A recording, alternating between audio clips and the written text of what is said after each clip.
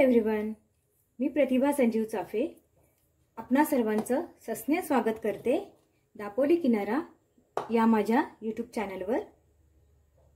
मैत्रिणींनो, आज आपण खूप छान असे रव्याचे लाडू बनवणार आहोत। त्यासाठी बघा, मी इथे अर्धा किलो बारीक रवा घेतलेला आहे। हा बारीक रवा आहे आणि त्यासाठी मी 350 ग्राम पिठी साखर घेतली आहे आणि 250 ग्राम तूप घेतलं आहे, 50 ग्राम ड्रायफ्रुट्स घेतले आहेत आणि वेलची पूड घेतली आहे। आपण रेसिपी बनवायला सुरुवात करूया। सर्वप्रथम गॅस चालू करूया। रवा आहे ना, तो आपण कोरडा भाजून घेऊया। अगोदर मंद आचेवर रवा छान भाजून घेऊया 5 मिनिटं आणि सतत असं रवा हलवत राहायचा,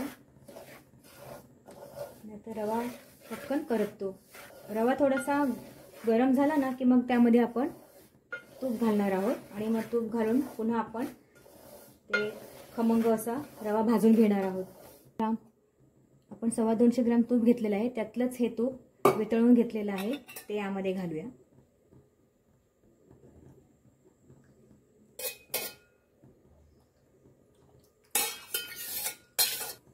बाकीचं तूप आपण ठेवलंय, हे नंतर आपल्याला लागणार आहे आणि हे पुन्हा आपण मस्त मिक्स करून मंद आचेवर आता हा रवा खूप छान असा भाजून घेणार आहोत।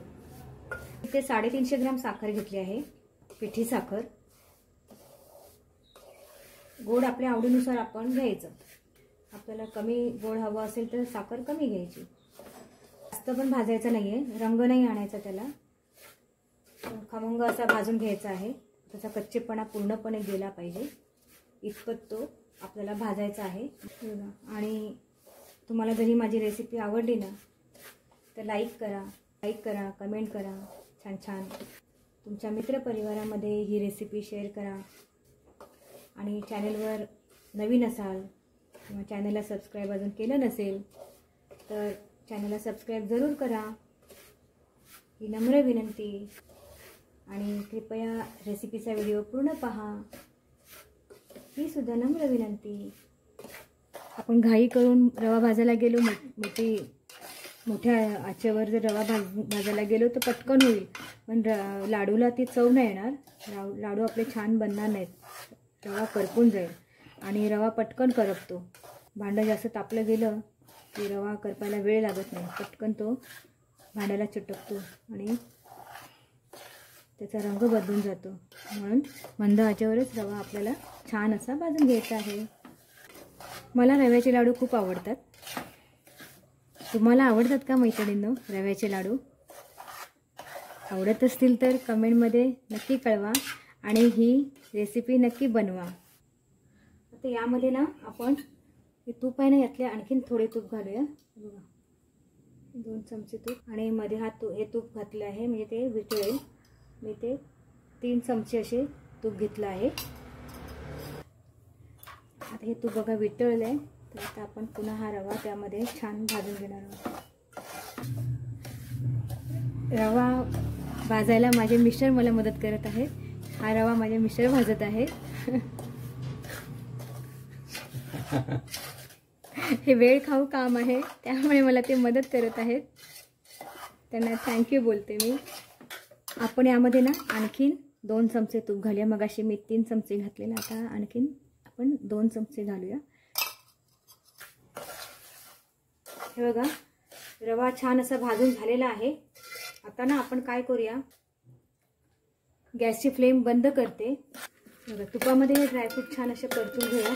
रवा भाजून घेतलाय ना, तोच तूप आहे हा। आता हे आपण या रव्यामध्ये काढून घेऊया, खूप छान असं मिक्स करून घेऊया। आता यामध्ये आपण साखर घालून घेऊया।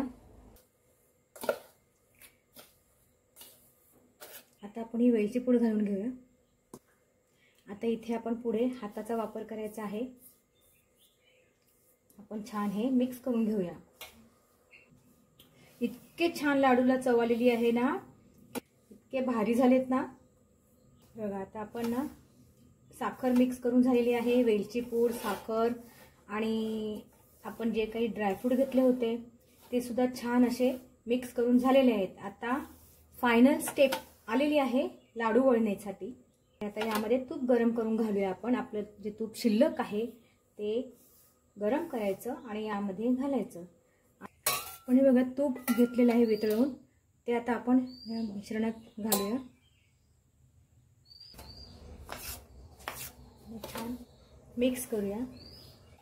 जे दूध घेतलंय मी पेलावर, म्हणजे सगळं आपण घालायचं नाहीये, असं थोडं थोडं घ्यायचं मिश्रण रव्याचं आणि दुधाचा हपका मारायचा आहे आणि मिक्स करून फक्त लाडू वळता येतील एवढंच दूध आपल्याला वापरायचं आहे. हे बघा करूया आपण. हे बघा खूप छान असे आता लाडू आपण वळून घेणार आहोत. जास्त दिवस टिकवायचे असतील ना लाडू तर तुपातच बनवायचे, दुधाचा वापर नाही करायचा. हे बघा खूप छान असा लाडू मस्त.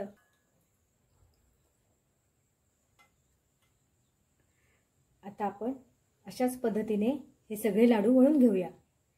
हे बघा पेलावर दूध घेतलं होतं आपण लाडू वळण्यासाठी, त्यातले हे अर्धा पेला आपण दुधाचा वापर केला आहे. हे बघा मैत्रिणींनो, खूपच स्वादिष्ट असे रव्याचे लाडू बनवून तयार आहेत.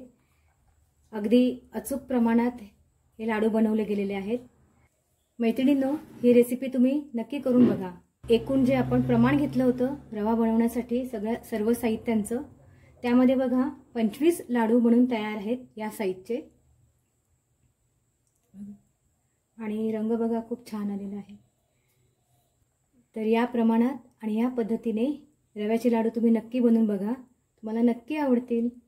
थँक्यू.